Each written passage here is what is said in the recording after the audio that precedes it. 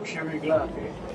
सोलापूर जिल्ह्यामध्ये जो कलेक्टरचं प्रकरण आहे, कलेक्टरांचा आता अधिकृत अशी माहिती आली की जी अवैध वाळू त्यावर डीवायएसपीने कारवाई केली आहे. अजित पवारांनी ती धमकी दिली, त्यावर आता प्रश्न उपस्थित होता की अजित पवारांची ऑफिस कारवाई का होती. बघा, असं आहे की या संदर्भात जी काही कायदेशीर कारवाई करायची ती कायदेशीर कारवाई झालेली आहे. प्रकरणाची अजून पूर्ण माहिती आणि रिपोर्ट हा माझ्याकडे आलेला नाही. तो जिल्हाधिकाऱ्यांना मी मागितलेला आहे, तुम्ही मागणार आहे. एक गोष्ट आपण लक्षात घेतली पाहिजे की अजितदादांनीही या संदर्भात स्पष्टीकरण दिलेलं आहे.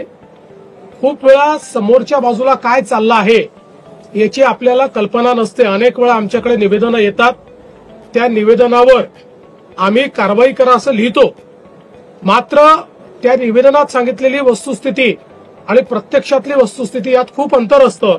मग अशा परिस्थितीमध्ये अधिकारी आमच्या नजरेस आणून देतात की आपण जरी कारवाई करा म्हटलं असलं तरी यांनी दिलेली वस्तुस्थिती योग्य नाहीये, खरी स्थिती वेगळी आहे आणि त्या आधारावर कामं होतात. त्यामुळे या संदर्भात आता अजितदादांनी खुलासा केलेला आहे आणि मी स्वतः या संपूर्ण प्रकरणाचा रिपोर्ट देखील मागितलेला आहे.